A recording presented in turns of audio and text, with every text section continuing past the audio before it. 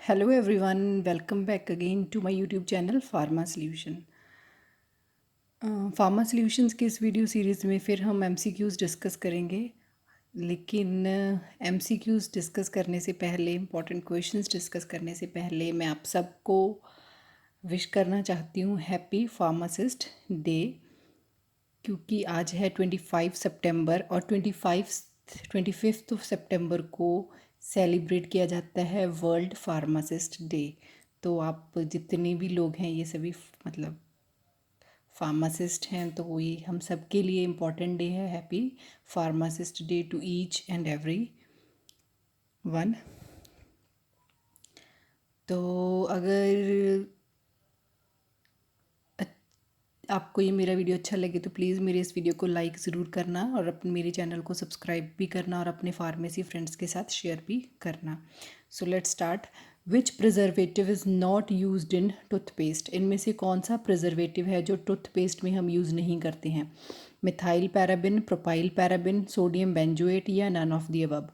तो जो हम टूथपेस्ट में जो प्रिजर्वेटिव हम यूज़ नहीं करते हैं दैट इज़ सोडियम बेंजोएट। हम मिथाइल पैराबिन भी यूज़ करते हैं और प्रोपाइल पैराबिन भी यूज़ करते हैं। Next is humectant maintains. जो ह्यूमेक्टेंट्स होते हैं वो क्या करते हैं?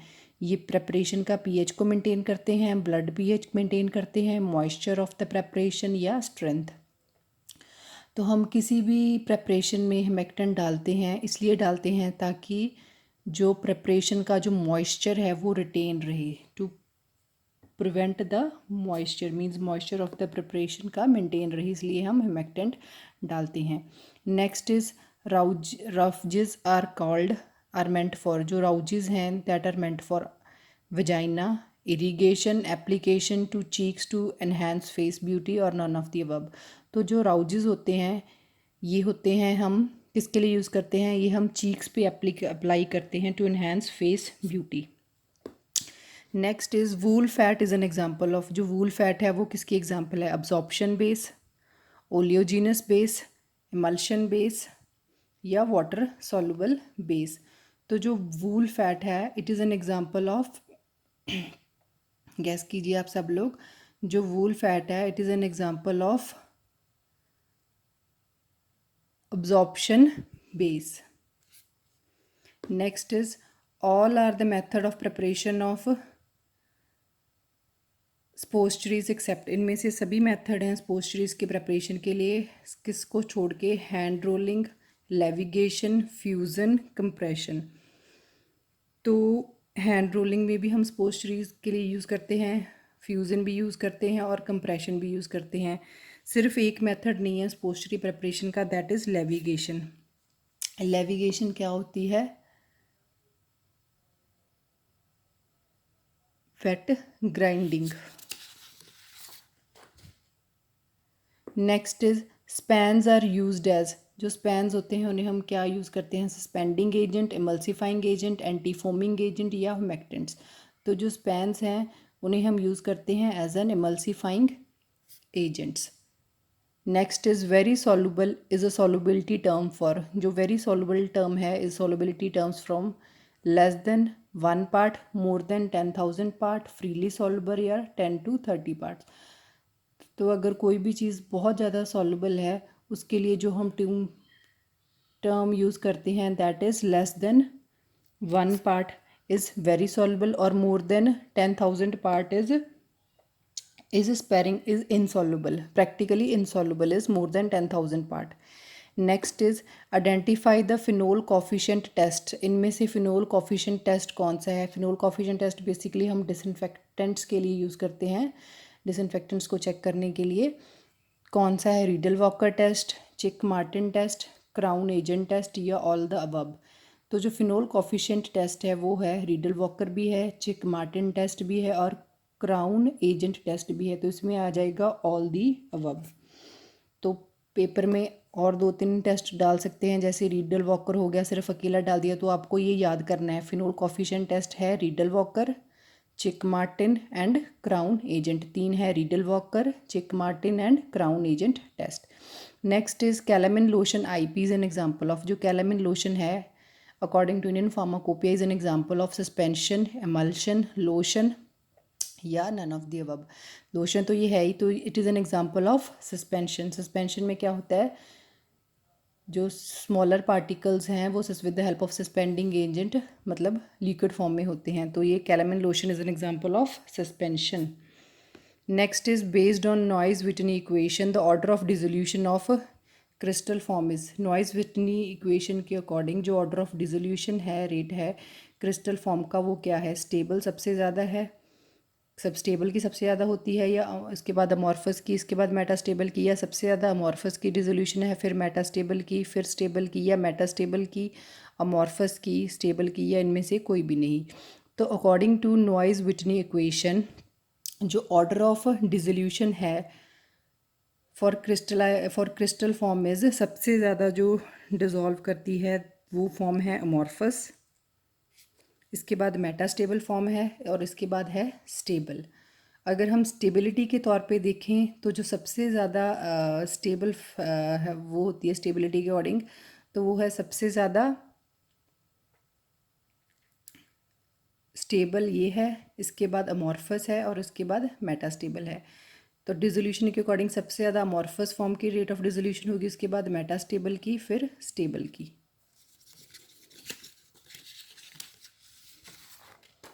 Next is rubber closures meant for parenteral preparations are washed with. जो रबर क्लोजर्स हैं जो पेरेंटल प्रेपरेशंस में हम यूज़ करते हैं, तो उनमें किसके साथ वॉश किया जाता है, 0.5% सोडियम पायरोफॉस्फेट, 0.5% पोटाशियम क्लोराइड, या वाटर फॉर इंजेक्शन, या ऑल दी अबव। तो जो हमारे रबर क्लोजर्स हैं उन्हें हम वॉश करते हैं विद 0.5% सोडियम पायरोफॉस्फेट के साथ। Next is identify the mineral colours among the following. इनमें से कौन सा मिनरल कलर है, titanium dioxide, carbon black, ferric oxide, या कैरेमल, या क्लोरोफिल, इंडिगो, कैरोटिनाइड, फ्लेविनॉइड, एलिजेरिम, या नाइट्रोडाइज, नाइट्रोसोडाइज एंड एजोडाइज, या थायाजीन्स। तो इनमें से जो मिनरल कलर है among the following that is titanium dioxide, carbon black and ferric chloride. ये कैरामेल क्या है, this is an example of artificial colour, और क्लोरोफिल हैं ये हैं प्लांट कलर्स, इंडिगो ये हैं synthetic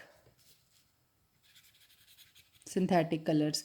next is leakage test is for, जो हम लीकेज टेस्ट करते हैं पेरेंटल प्रेपरेशंस में वो किसके लिए होता है, एम्प्यूल्स, वाइल्स, बॉटल्स, या सभी के लिए। तो जो लीकेज टेस्ट है वो हम बेसिकली यूज़ करते हैं, it is basically the test conducted for ampoules के लिए करते हैं, क्योंकि जब हम एम्प्यूल्स को आफ्टर फिलिंग जब उनकी हम मतलब उनकी मोल्डिंग होती है उसको चेक करने के लिए उनकी जो मोल्डिंग है ऊपर वाले की अच्छे से होगी या नहीं होगी, इसके लिए हम लीकेज टेस्ट करते हैं, एक डाई वाले सोल्यूशन में डालते हैं अंडर वैक्यूम चैम्बर। अगर उसके अंदर कलर आ गया इट मीन्स तो पैकिंग सही नहीं है, अगर नहीं आया इट मीन्स टेस्ट पास हो गया, leakage test. Next is contact lenses are made up of. जो कॉन्टैक्ट लेंसेज होते हैं वो किससे बने होते हैं, PMMA, cellulose, polyvinyl chloride, methyl cellulose. तो जो कॉन्टैक्ट लेंसेज होते हैं वो बने होते हैं पॉलीमिथाइल मिथएक्राइलेट से। नेक्स्ट क्वेश्चन जो है that is dash are known as wafer capsules. इनमें से कौन से सब्सटेंसेस है जिन्हें हम वेफर कैप्सूल कहते हैं, hard gelatin capsule, soft gelatin capsule, cachets, या नन ऑफ दी अबव। तो जो वेफर कैप्सूल है वो होते हैं, जो कैचेट्स होते हैं उन्हें हम वेफर कैप्सूल्स भी कहते हैं। Next is to reduce the inflammation a wet mass of solid is applied which is called. Inflammation को रिड्यूस करने के लिए अगर हमें इन्फ्लेमेशन है तो उसके ऊपर एक wait mass of solid apply किया जाता है, उसे हम क्या कहते हैं, पेस्ट कहते हैं, पॉल्टाइज कहते हैं, लिनीमेंट कहते हैं, या लोशन कहते हैं। तो इन्फ्लामेशन को रिड्यूस करने के लिए जो वेट मास हम अप्लाई करते हैं, सॉलिड अप्लाई करते हैं, उसे हम कहते हैं poultice. Next is which one of the following has highest content of alcohol. इनमें से सबसे ज़्यादा कंटेंट अल्कोहल का किस में होता है, टिंचर में, एलेक्जर में, स्पिरिट में, या माउथ वॉश में। तो जो सबसे ज़्यादा कंटेंट अल्कोहल का होता है that is in the spirit. Next is the approximate pore size for removing coliform bacteria as, मतलब कॉलीफॉर्म पोर साइज के लिए कौन सा अप्रॉक्सीमेट पोर साइज़ है कॉलीफॉर्म फॉर्म ऑफ बैक्टीरिया के लिए फॉर रिटेनिंग, ठीक है। तो that is 0.15 micrometre, 0.22 micro, 0.45 mu m या 0.10 म्यू एम। तो जो अप्रॉक्सीमेट पोर साइज़ है कॉलीफॉर्म फॉर्म ऑफ बैक्टीरिया के लिए that is 0.45 mu m. Next is identify the test which is used for filters. कौन सा टेस्ट फिल्टर्स के लिए हम यूज़ करते हैं, जो मतलब identify the test which is not used for filters. इनमें से कौन सा टेस्ट है जो हम फिल्टर्स के लिए यूज़ नहीं करते हैं। Bubble point, hardness testing, forward flow test या डिफ्यूज़न टेस्टिंग। तो इनमें से वो टेस्ट जो हम फिल्टर्स के लिए नहीं यूज़ करते हैं दैट इज़ हार्डनेस टेस्टिंग। ये केला भी आ सकता है, काफ़ी ज़्यादा टेस्ट दिए होंगे, तो आपको एक चूज़ करना है कौन सा हम फिल्टर्स के लिए यूज़ करते हैं। तो वो है बबल पॉइंट भी हम फिल्टर को टेस्ट करने के लिए यूज़ करते हैं, फॉरवर्ड फ्लो भी फिल्टर को टेस्ट करने के लिए यूज़ करते हैं, और डिफ्यूज़न टेस्टिंग भी करते हैं हम फिल्टर्स को टेस्ट करने के लिए। ऐसे भी आ सकता है और ऐसे भी क्वेश्चन पूछा जा सकता है। Next is DOP, dope test is for proper functioning of HEPA filters to check the person is taking drug, to check the efficacy of medicine, to check the elegance of capsule. Dope test हम किसके लिए करते हैं? तो ये जो dope test है ये हम करते हैं for the proper functioning of HEPA filters. HEPA filters की प्रॉपर फंक्शनिंग के लिए। DOP stands for di octyl phthalate. इसकी हम स्मोक इंड्यूस करते हैं। अगर वो स्मोक अंदर आ रही है इट मीन्स हमारा जो हैपा फिल्टर है वो एफिशिएंटली काम नहीं कर रहा। अगर नहीं वो उसको नहीं आने दे रहा इट मीन्स हमारा जो हैपा फिल्टर है वो अच्छे से काम कर रहा है। Next is calling formula is. Calling formula क्या है? Dose of child is equal to age in years upon 20 into adult dose, या dose of child at next birth, dose of child is equal to age at next birthday upon 24 into adult dose, या dose of infant upon is equal to age in months upon 115 to adult dose, या dose of child upon weight in pounds upon 115 to adult dose. तो जो Cowling formula है that is ये है age related. सबसे पहले तो ये फॉर्मूला एज रिलेटेड। तो जो एज रिलेटेड है इसमें जो सही आंसर है that is dose of child is equal to age at next birthday upon 24 into adult dose है कॉलिंग फॉर्मूला। और ये जो है this is dose of child upon in years upon 20 into adult dose डे, ये है dealing formula. ये भी अपॉन एज से है। Dose of child, dose of infant upon age in months upon adult dose is Fried formula. And dose of child upon weight in pounds, dose of child is equal to weight in pounds upon 115 to adult dose, ये है upon मतलब according to wait, ये है clerks formula. अच्छे से note down कर लीजिए, काफ़ी इंपॉर्टेंट है ये। देन इज लास्ट क्वेश्चन जो है storage temperature for oral polio vaccine eight frozen state is. जो ओरल पोलियो वैक्सीन है उसका स्टोरेज टेम्परेचर फ्रोजन स्टेज पे कितना होता है? -28 degree Celsius, 0 to 40 degree Celsius, 18 to 20 degree Celsius, या 2 to 8 डिग्री सेल्सियस। तो जो टेम्परेचर है ओरल पोलियो वैक्सीन का फ्रोज़न स्टेट पे that is -28 degree Celsius. Frozen state पे इतना टेम्परेचर है पे हम स्टोर करके रखते हैं। अगर 0 to 40 डिग्री सेल्सियस है तो हमें जो हमारी ओरल पोलियो वैक्सीन है विद इन 3 मंथ्स यूज़ करनी है। अगर 18 to 20 डिग्री सेल्सियस पे हम स्टोर कर रहे हैं इट मीन्स तो हमें कुछ ही घंटों में वो जो ओरल पोलियो वैक्सीन है उसको यूज़ करना है। अगर -28 डिग्री सेल्सियस है तो वो फ्रोज़न स्टेट है।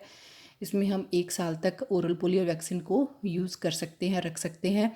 अगर 0 to 40 डिग्री सेल्सियस है तो इसमें होता है 3 मंथ्स तक हम यूज़ कर सकते हैं। और 18 to 20 डिग्री सेल्सियस है तो इसमें हम यूज़ कर सकते हैं फॉर फ्यू आवर्स, कुछ घंटों के लिए हम ओरल पोलियो वैक्सीन को इस टेम्परेचर पे यूज़ कर सकते हैं, इसके बाद नहीं करना। तो आई होप कि आपको ये मेरा वीडियो अच्छा लगा होगा और अच्छे से आपको क्वेश्चंस भी अच्छे लगे होंगे। तो अगर आपको ये मेरा वीडियो अच्छा लगा है और आपको मेरी ये छोटी सी कोशिश अच्छी लग रही है, आपकी प्रेपरेशन में थोड़ी बहुत मदद कर रही है, तो प्लीज़ मेरी इस वीडियो को लाइक करें, इसे अपने फार्मेसी फ्रेंड्स के साथ शेयर करें और प्लीज़ मेरे चैनल को सब्सक्राइब करें। Thank you for watching my video and once again happy pharmacist day.